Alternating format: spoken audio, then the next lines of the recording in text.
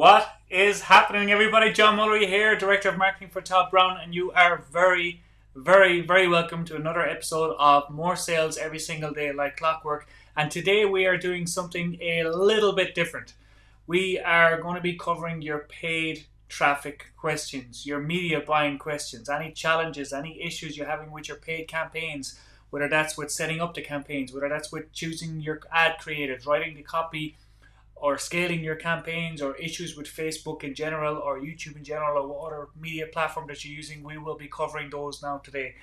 Now, we are streaming across on lots of different platforms. So we're streaming on Facebook and both on YouTube as well. So I will be trying my best to keep an eye on the comments, but I will be diving into some of the main questions. And some of the things I want to go over today is some structural things, both from before you ever set up a campaign, some of the things you need to be aware of when you're actually looking to start setting up your campaigns, some things that you have to do ahead of that time. Then we're going to look at some campaign structure things. We're going to look at some budgeting and some of it, and how you can actually structure your budget in such a way so you're scaling the right way and actually setting up your campaigns from a budget point of view the right way at the beginning. And then we're going to talk about some of the changes that are coming because of the new iOS software update on Apple, and how that will affect conversions and everything else from there. But for now, let's dive in, because we have a lot to cover in terms of your paid media challenges. So if you do have questions as they're coming in, there may be a little bit of a delay with the stream. I'm not sure. I think there is a bit of a delay. So if basically what we're going to be doing is any questions you have related to Facebook advertising, any questions related to YouTube advertising, or any paid media channels, any questions or challenges that you have, we're going to do our best to cover them for you today. And I'm also going to be sharing, like I mentioned, some really, really powerful information on how you can not only structure your campaigns from the get-go, but you can set yourself up to win. Because there's certain things you can do when it comes to acquiring customers through paid media, whether that is Facebook, whether that is YouTube, or whether that is something else. There's certain things to do ahead of time before we ever consider setting up our campaigns. So we're going to be talking about that a little bit later on. But if you're just joining me, let me know in the chat the chat box where you're coming from, whether you're watching on YouTube or you're watching on Facebook or whatever the case is, and we will be diving into the campaigns from there. Now, hopefully it's streaming okay, because we are streaming through two different platforms. We're streaming through YouTube and Facebook, but we will dive in now nevertheless.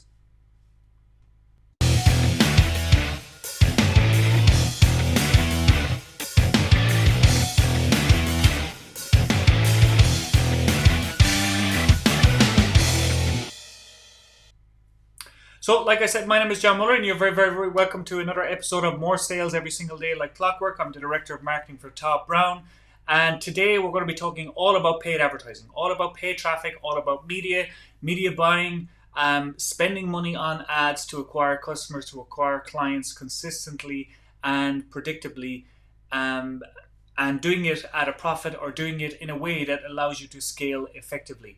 So that's what we're going to be talking about today. So if you do have any questions, do let me know. I've got a bank of questions that I want to begin with, and then there's some structural things I want to go over with you in terms of going about setting up your campaigns the right way and everything else. So if you're joining me on YouTube or joining me on Facebook, do let me know. Let me know in the comments where you're joining me from, and we will be kicking things off. Now, see, I'm looking at the stream here. The quality seems to be a little bit off on my side, but hopefully it's okay for you guys. And yeah, we will kick things off. So I've had a few questions lately about paid media from our highest level members, our top 1 members, all the way down to people that maybe have just heard of us and just found out about us, maybe from one of our own ad campaigns or whatever the case may be, about setting up paid media campaigns in a way that just flat out gets results. And there's certain things that you should be doing, and there's certain things that you shouldn't be doing, and that's what we're going to be going into today. I'm also going to be sharing my screen with you in a little bit later on to bring you through some components. But the first question I always get is, which media platform should I be using? So should I be doing Facebook ads? Should I be doing YouTube ads? Should I be doing email drops? Should I be doing TikTok ads or Twitter ads or whatever the case would be? And the answer really comes down to your market. The answer really comes down to meeting your market where they are hanging out. If your market are hanging out on Facebook ads. If they're hanging out on YouTube ads, and so on and so forth. But before we ever look at anything when it comes to our ad campaigns, we need to understand what is the outcome that we're looking for. Are we looking to generate leads? Are we looking to generate customers? Are we looking to generate clients? And how aggressive are we willing to be in order to do that? So Todd talks all the time about the 3 levels of aggression. You have mom and pop who are looking to generate a profit from their initial advertising campaigns, their front end advertising campaigns. You have the break even, who's someone who's willing to spend $100 to get a customer that's worth $100. So he spends $100 on day 0, makes back $100. And then you have the third level of acquisition aggression. I'm just going to take a quick drink. The third level of acquisition aggression, which is willing to go negative on day 0. So you're willing to say spend $150 to acquire a customer or a client on day 0 that's initially worth you $100 on day 0. So you're willing to go out of pocket $50. So those 3 levels. You first have to be able to determine what level you're at, and then you need to know your numbers so you know your outcome ahead of time. And we're going to go into a little bit of detail in this in a second. Just want to talk to a couple of people that are joining. So we have Arlene O'Reilly on YouTube. Arlene, you are very, very welcome. We'll just add you to the broadcast here. Very, very welcome, Arlene. And we have Your Beauty Pro from Poland. You're very welcome as well. Your Beauty Pro. Just let me know what area of business you're in, what niche you're in, and who you're serving and everything else, and we might be able to tailor this training to a little bit more to your specific businesses.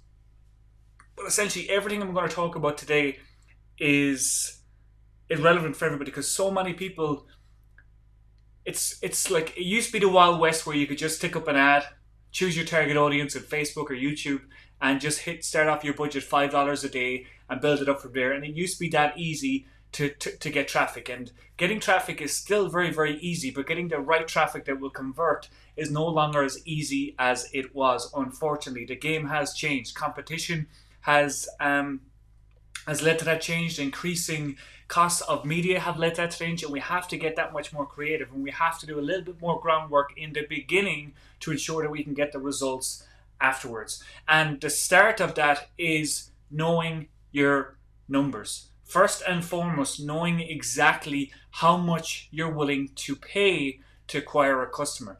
And then from that, like I mentioned, determining your level of aggression. So your level of acquisition aggression. How much are you looking to make a profit on your initial paid media campaigns, so your front-end campaigns? Are you looking to break even, or are you willing to go negative to acquire a customer? Now, the long-term game should be that you're willing to spend as much as possible to acquire a customer, and especially willing to spend more than your actual competitors are willing to spend to acquire a customer. But not every business is set up, and not every business can do that in the beginning, or are in a position to do that right now, and that's okay. You should at least be willing to break even, and to be able to understand the difference about being able to break even. You have to be aware of the difference between a front-end campaign and a back-end campaign. So a front-end campaign is all about customer acquisition. It's all about acquiring that customer, acquiring that client. And a back-end campaign is all about the campaign that allows you to add more value to that customer or client and ascend them up your ladder ascension, add more value to them, and then extract more value from them, so they're worth more to you over a certain period of time, whether that's 30 days, 60 days, 90 days, 180 days, 365 days, or whatever the case may be. So first and foremost, before we set up our Facebook ads or our YouTube ads or anything like that, we have to know that based on what it is that we're offering, based on our front-end offer. So say, for example, your front-end offer is, say, a $197 course, or a $97 course, or a $27 ebook, or whatever the case is, or maybe it's a $49 massage, or whatever the case is. We have to be able to determine how much we are willing to spend to acquire a customer for this front-end product, this front-end offer. And again, making that distinction between the front end and the back end is critical. Determining what is your front-end offer and what is your back-end offer is critical. Now, for example, an example scenario is maybe your front-end offer is a mini course on email marketing, and you sell it for $49. And your back-end offer is email marketing consulting or email marketing coaching that you sell for $5,000. It's a 3-month program that you sell for $5,000, and that's your back end offer. So then your media goals for those two offers are going to be completely different. But how you determine what those goals are comes from understanding that, first of all, you need a front end offer and we need a back end offer, and we need to be able to determine how much we're willing to spend to acquire a customer for that front end offer. So say, for example, the mini email marketing course is $49. Now say, for example, we're willing to break even on that. So that means we're willing to spend $50 to acquire a customer that's worth $50 without any upsells or anything like that on day 0. Now maybe when we add in a couple of upsells, like 2-3 upsells, like an order form bump, or maybe 2 upsells and in the actual funnel on day 0, maybe we get our average order value, which I'll be talking about in a second, or average order value, the average amount that someone spends with us on day 0, maybe we get that up to, say, $150. So now we have a customer that's worth $150 to us. So if we want to break even, if our acquisition aggression level is level 2, break even, we're willing to spend $150 to acquire a customer that's worth $150 to us on day 0. Does that make sense? Let me know in the comments if that makes sense, and let me know in the comments if that's all crystal clear.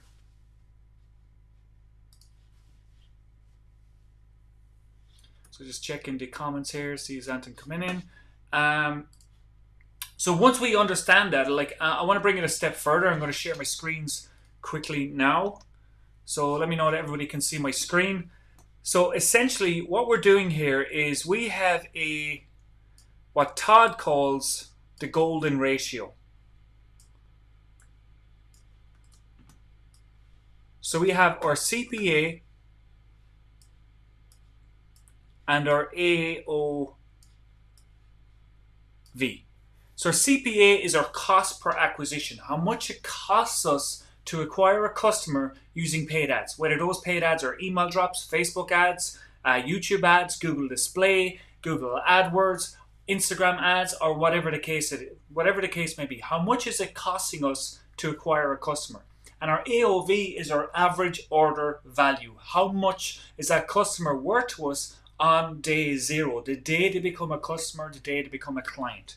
Now, the example I gave you is acquisition aggression is the mom and pop. So I'll just write here, mom and pop. So excuse my crappy writing. Then we have level 2, which is break even.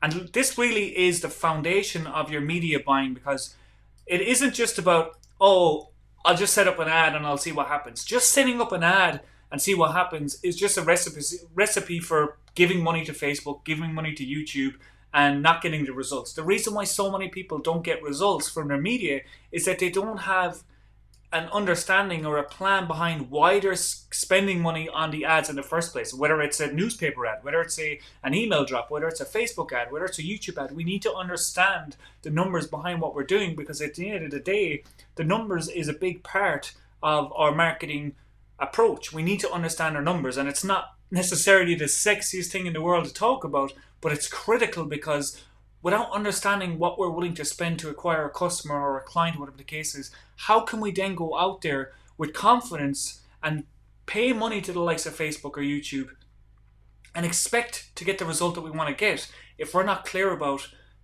what constitutes us getting the right result in the first place? It's not just about, oh, I spent $10 boosting a post and I got 50 likes and 2 comments. Like that game is no longer useful. I mean, that game is no longer. It was, in my mind, it was never useful, but in terms of you scaling your business and growing your business, it's not going to get you anywhere. So why we need to understand our CPA and our AOV, the golden ratio, is because it changes everything in terms of what we're willing to do and what we're not willing to do in terms of our paid media options. So we have 2 levels. So we have the mama pop level, we have the break even level, and then finally we have the go negative level. And we always recommend for your front end campaigns, unless you're critically clear on, for some reason it won't let me draw that. Maybe what I might do, That should say go negative anyways. I'll just write it up here a little bit. There we go. Excuse my really bad writing.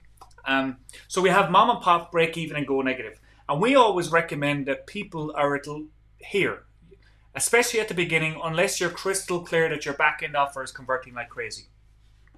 Now I'm just going to draw a line across here, and then we have, say, we have a front end offer, and then we have B, a back end offer.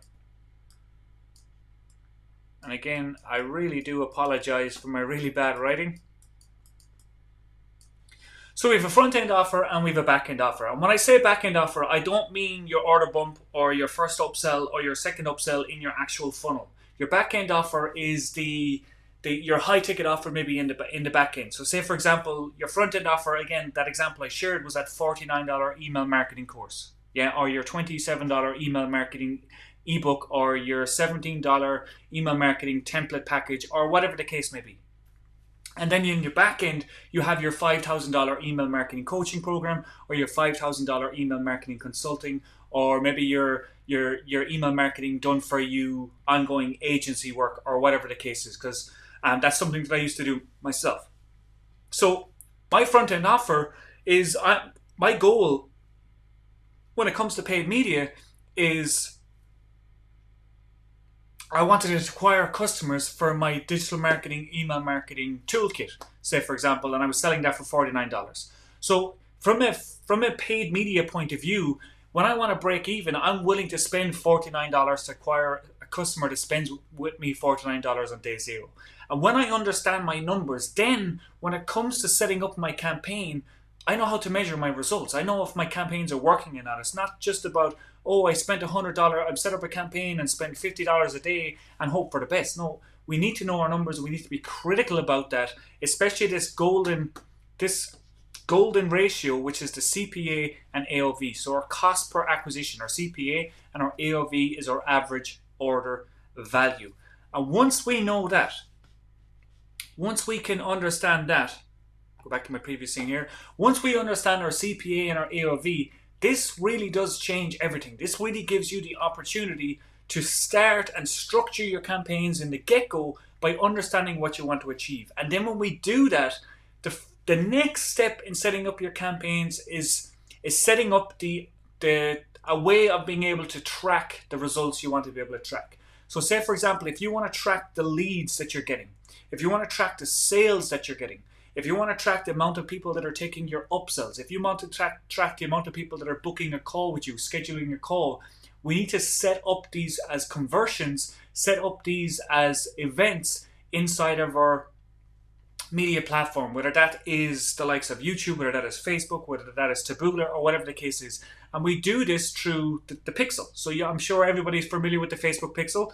And we do this by installing the Pixel on our pages, on our funnels, and then telling the platform, whether it's Facebook, whether it's YouTube, whether it's Taboola, whether it's Google, or whatever the case is, what a conversion looks like. So we would go in and we would create conversions. So we would say, okay, when someone lands on this page, so google.com, say for example, just website.com/XYZ. When they land on XYZ, this means they are a lead. When they land on 123, this means they've landed on my order form. When they go to XYZ plus 2 or whatever, or website.com/checkout, that means they've hit the checkout page. When they hit /thank you, that means they've bought the initial course and they're an actual conversion. So we tell the system what our conversions look like. And then when we set up our campaigns from a structure point of view, we've got them set up. And now the platforms like a Facebook and the YouTube and the Google, they can then go out there and start to look for people who are more likely going to convert into these conversions that we want to optimize for. Because the big thing these days is the pixels, the algorithms in both YouTube and Google and Facebook and Instagram. These algorithms are so smart. They're way smarter than we could ever be in going out there in terms of finding people. and they can go out there and find people who are more likely to convert, which is why it's so critical for us to tell the platforms what an actual conversion looks like. Now, for people who are advertising experts, and for people who've been around the game, this is like really basic stuff. And for those people, I'm sorry, but I wanted to make sure everybody has the understanding, everybody has the framework that we're following. So first and foremost, we know our outcome, we know our numbers, we know how much we're willing to spend to acquire a customer. Secondly, we're going to set up our conversion events inside of Facebook, inside of YouTube, or whatever platform we're using. And then the next part of that is actually structuring our campaigns in such a way that we can actually scale. So now what I want to do is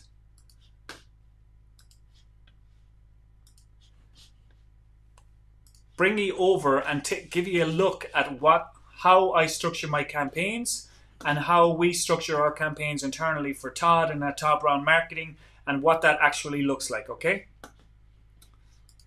So how we actually structure our campaigns is, and I'll give you an example with Facebook, because Facebook is the platform that everybody starts with, and the structuring of campaigns is a little bit different with YouTube, but again, if you can use the same structure somewhat, and it's really, really powerful, because a lot of times when people they know their numbers, they know how much they're willing to spend to acquire a customer, and they have all their pixels set up, and they have all their conversions, their custom conversions set up and everything else, and then when it actually comes to creating their actual campaign, this is where they fall down. They just create, they have one ad set, and they're targeting like either way too much stuff or they're targeting not enough stuff. So, but there's a way of setting up your campaigns and structuring your campaigns from the get-go that will allow you to quickly determine which interests are going to best convert for you, which ones are not, and so on and so forth. And there's a way to do this, and I want to walk you through this very, very quickly, because a campaign consists of certain things. And the wording is kind of different, but essentially it's the same thing for both YouTube and Google, but I'm going to use the wording specific for Facebook. The wording for Google is a little bit different, but the actual structuring is essentially the same. So we have a campaign, we have an ad set, and we have ads. Now in Google and YouTube, we have a campaign, we have ad groups, and we have ads. It's pretty much the same thing when you break it down. So when we're setting up our campaigns, what the typical people do is they have one campaign, one ad set, and one ad. And they're like, they set it up and they're like, oh, my ads aren't working. And typically the reason why their ads aren't working, regardless of how good their ad may be, regardless of how good their targeting may be, or regardless how big or small their budget is, the reason why their ad isn't working is they're giving themselves one chance for success. They're literally throwing just one dart at the board, and they're like putting all their eggs in that one basket. And you may hit a home run with that one ad. And if you do, fantastic. But more often than not, it's all about iteration. It's all about modifying. It's all about changing. And it's all about, we don't know what's going to work ahead of time. We can hazard a guess, but it is just the best guess at the end of the day. That's why we need to do multiple different variations to see what's happening. So what I like to do is and just to begin as well, with Facebook, we have campaign budget optimization and we have ad set budget optimization. And at the beginning, when we're testing a new offer, a new ad, or a new campaign, if your account has the ability to do ad set budget optimization primarily and not campaign budget optimization, that's what I would highly recommend you do, because you can do a lot more testing and you're a lot more fluid with your testing when you do ad set budget optimization. So if you're in the testing phase, always do ad set budget optimization if you can. But within that, you might have one campaign, 5 ad sets, and then 5 to 6 ads in each ad set. Now, one thing I want to get clear on, and I'll give examples of this, one campaign. And if this is making sense, let me know in the comments. So we have one campaign, 5 ad sets, and 5 to 6 ads in each ad set. Now, one thing I want to get clear on is, I don't mean 5 to 6 different ads for every ad set. I mean the 5 to 6 ads will be the exact same for every single ad set that you have. So say, for example, within your campaign, you might have, this campaign has 5 ad sets. So these ad sets, and you might do it based on interests, you might do it based on behaviors, you might do it based on different gurus or specialities or magazines in your space or whatever the case is. But essentially you're going to do 5 ad sets. And I would recommend when you're testing that these ad sets are between 500,000 to 3.5 million. Move this over a little bit here. And back to my pen. If you're in the if your campaigns aren't limited by geography, so if you're in a local market, it's different. You would just do your local market, obviously, because you're limited to your local market. But if you're not limited by geography in terms of your target market, and you're targeting more of an interest, you're targeting more of a, it's not specifically demographic based, but it's more interest and or passion based, or whatever the case may be. I recommend that your ad sets are between 500,000 to 3.5 million when you're testing, and you would have 5 of these ad sets. So say, for example, and I'm going to pan back here.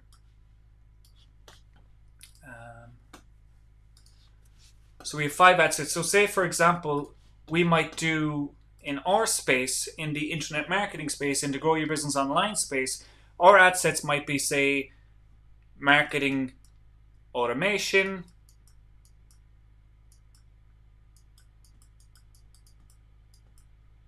and other interests related to marketing. That's one ad set that makes up an audience of 500,000 to 3.5 million. Then we might have I'm actually going to draw it out here. So this is one ad set, second ad set, third, fourth,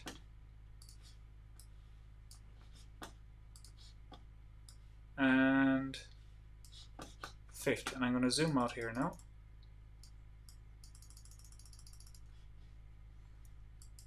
And up. Nope. So we have our 5 ad sets. So 5 ad sets, and each ad set is going between 500 to 3.5 million in size.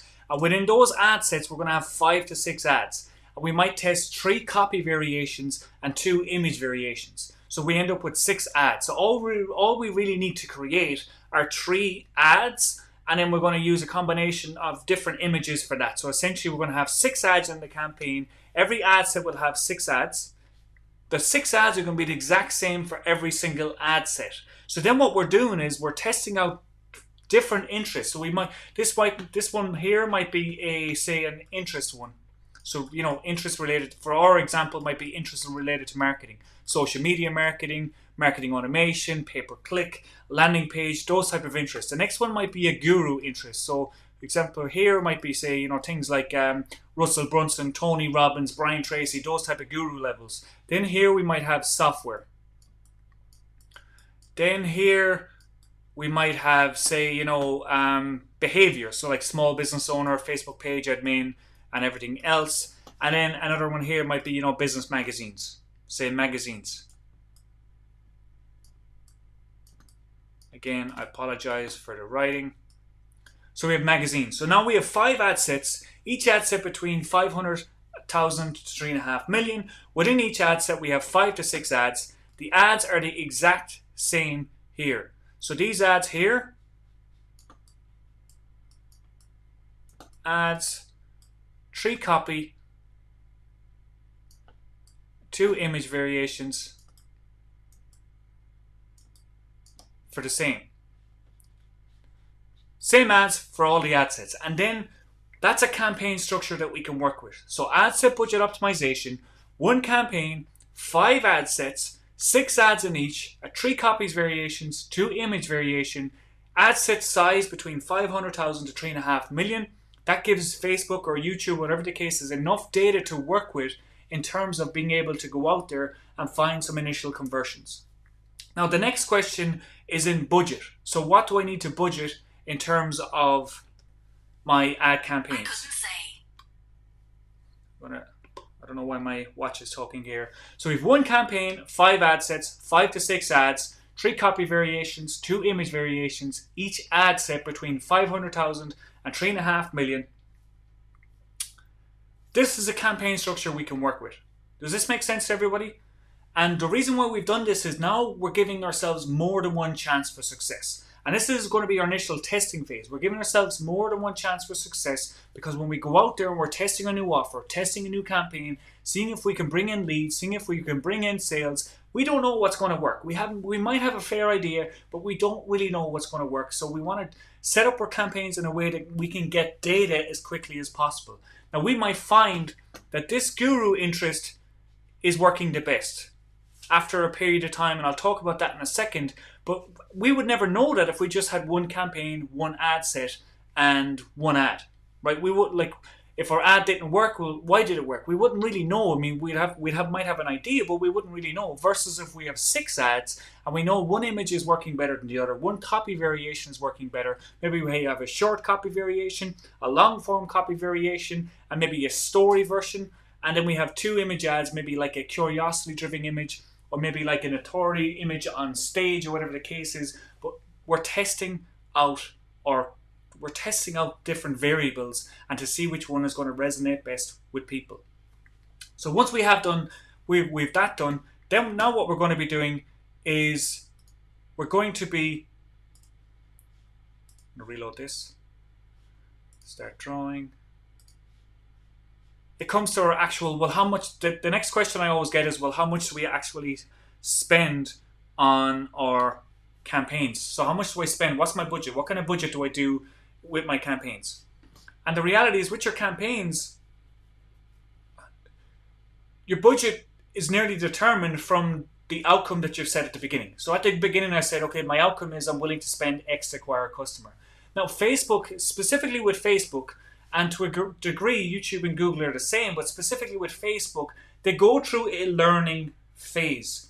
And in order for Facebook to best determine and best be able to get you the conversions that you want, best be able to get you the sales that you want, that learning phase is typically needs to be completed in 7 days. And within that 7 days, typically you need up to 50 conversions in that phase. So if you're looking to generate leads, say for example, and you're willing to spend $10 to get a lead, to get 50 conversions in a week, you have to be willing to spend at least $500 if you can get those leads for $10 per lead, right? So 50 by $10 gives you $500. So then your budget is determined for you, whether you like it or not. So in order for you to exit that learning phase, you have to spend that $500. Now, if you can get leads for $2 or you can get leads for $1 and you can get them consistently, happy days. For you to exit the learning phase, your learning phase budget is going to be a lot less than someone that's, say, in a hyper competitive market where your cost per lead can be $10, $20, and so on and so forth. So your budget is determined by your ability to leave the learning phase. Now, if you're not able to, or you're not willing to spend what the required amount to exit the learning phase, then you set your conversion point one step behind. So say, for example, if you're optimizing for sales conversions, but in order for you to, and it costing you, say, $50 to make a sale, but you're not willing to spend $2,500 to exit the learning phase, well, then you need to optimize for leads, or optimize for page views, or optimize for add to carts, because that's the first step of your campaign. Once you have got to structure right up, is to exit that learning phase so Facebook can go out there and learn exactly who is the type of person that's going to be right for your business, right for your offer. Because once you exit that learning phase, then Facebook has a very good idea of who's going to convert for you. So then you can switch up your campaign to a more scalable campaign that you can optimize, or that will self-optimize as you continue to spend money. Does that make sense? So hopefully it does. So I'm going to go over that again because it can be a little bit nuanced to understand. So your budget is essentially the days of spending $5 tests, $5 a day here to get a test. Those days are essentially gone. Because the pixel and the algorithm is so smart, what we need to do now is we need to play ball with the platforms. And I'll be talking about the changes in a second.